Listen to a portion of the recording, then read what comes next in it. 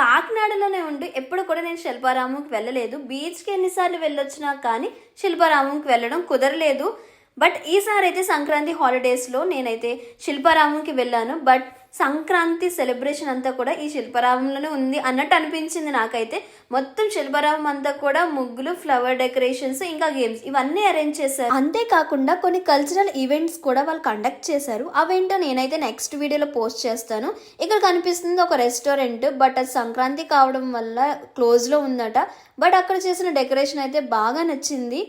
For the first time వెళ్ళినా కూడా ఒక ప్లేస్ మీద నాకు ఒక పాజిటివ్ ఒపీనియన్ వచ్చింది.